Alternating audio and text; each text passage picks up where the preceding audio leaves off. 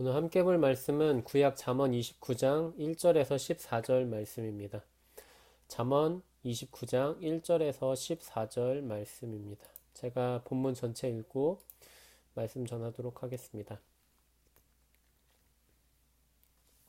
자주 책망을 받으면서도 목이 곧은 사람은 갑자기 패망을 당하고 피하지 못하리라.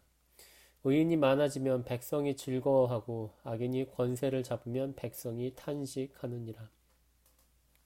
지혜를 사모하는 자는 아비를 즐겁게 하여도 창기와 사귀는 자는 재물을 잃느니라. 왕은 정의로 나라를 견고하게 하나 뇌물을 억지로 내게 하는 자는 나라를 멸망시키느니라. 이웃에게 아첨하는 것은 그의 발 앞에 그물을 치는 것이니라. 악인이 범죄하는 것은 스스로 올무가 되게 하는 것이나 의인은 노래하고 기뻐하느니라.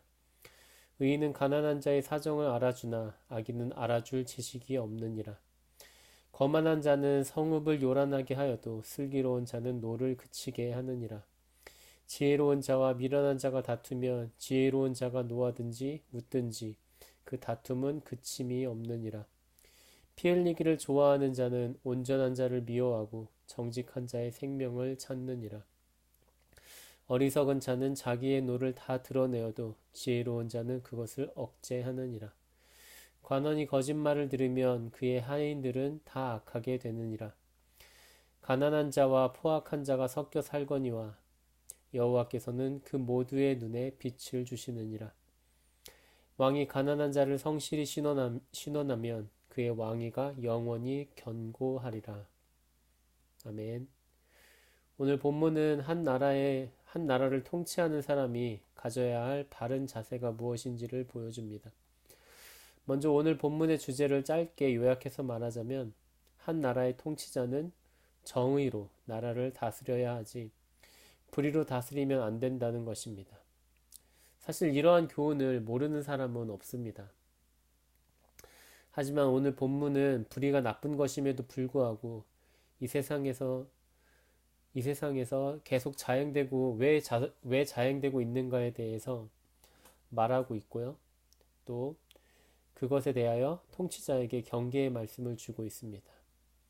불의가 나쁘다는 사실을 세상 모든 사람들이 모르지 않음에도 불구하고 그것이 통치자에게서든 보통 사람들에게서든 자주 나타나는 이유는 그것이 달콤하기 때문입니다. 돈을 받고 몸을 파는 여자와 잠자리를 갖는 것은 분명히 나쁜 것입니다. 하지만 사람들이 그러한 일을 큰 꺼리낌 없이 행하는 이유는 그것이 주는 쾌락, 즉 달콤한 때문일 것입니다. 가진 모든 재산을 탕진하면서까지 포기할 수 없는 달콤함이 사람을 죄의 길로 빠져들게 하는 것입니다. 오늘 본문이 말하는 것처럼 이 세상에 의인, 그러니까 정의를 실천하며 살아가는 사람이 많이 있으면 말 그대로 우리의 사회는 즐거운 사회가, 행복한 사회가 될 것입니다. 하지만 불의를 따르는 한 사람이 나라를 통치하는 권력을 잡으면 사람들은 탄식에 빠질 것입니다. 왜냐하면 나라를 통치하는 사람은 다른 말로 재판을 하는 사람이기 때문입니다. 우리가 사는 사회에서 일어나는 여러 가지 시시비비를 재판해야 하는 통치자가 이미 불의한 사람이라면 이 세상은 모두 불의한 사람들이 온갖 이익과 혜택을 누리며 살게 될 것이기 때문입니다. 처음에 이미 말씀드렸지만 사람들이 불의를 따르는 이유는 불의 자체 때문이 아니라 불의가 달콤함을 줄 수 있기 때문입니다.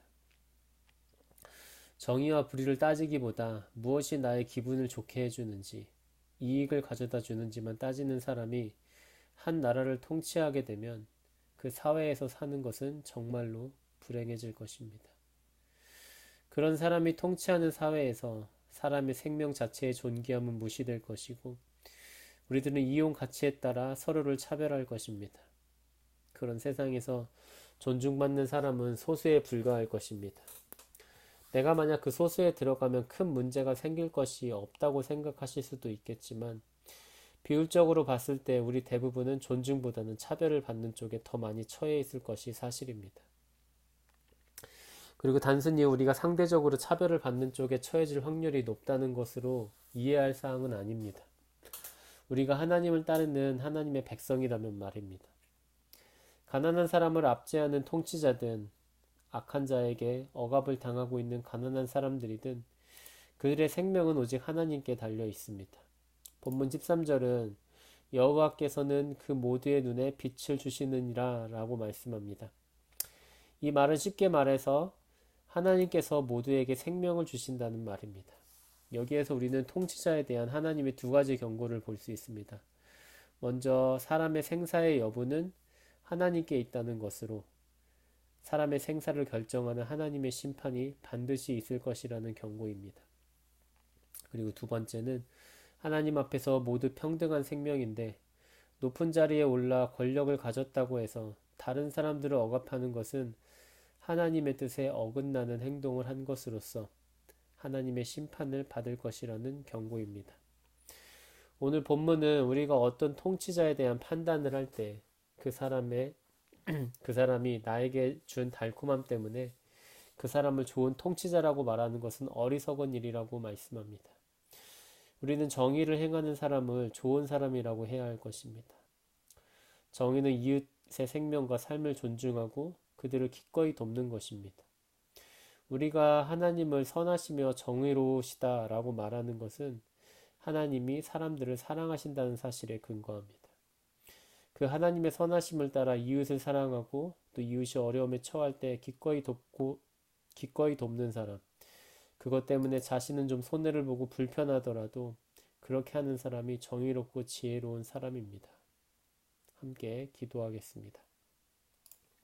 거룩하고 자비하신 하나님 아버지, 우리 모두가 하나님의 백성으로서 정의와 불의의 문제를 따질 때 편안함과 달콤함에만 기대어 판단하지 않도록 인도해 주옵소서. 우리가 정의를 위해 선택한 잠깐의 불편함이 어떤 사람을 살릴 수도 있다는 사실을 잊지 않도록 인도해 주옵소서. 그리고 우리가 하나님의 백성으로서 나에게 달콤함을 가져다 주는 사람이 아니라 이웃을 위한 정의를 실천하는 사람이 인정받는 세상을 만들어갈 수 있도록 인도해 주옵소서. 이 모든 말씀 예수님의 이름으로 기도합니다. 아멘. 하늘에 계신 우리 아버지여, 이름이 거룩히 여김을 받으시오며 나라의 임하옵시며 뜻이 하늘에서 이루어진 것 같이 땅에서도 이루어지이다. 오늘날 우리에게 일용할 양식을 주옵시고 우리가 우리에게 죄 지은 자를 사하여 준 것 같이 우리의 죄를 사하여 주옵시고 우리를 시험에 들게 하지 마옵시고 다만 악에서 구하옵소서. 대개 나라와 권세와 영광이 아버지께 영원히 있사옵나이다. 아멘.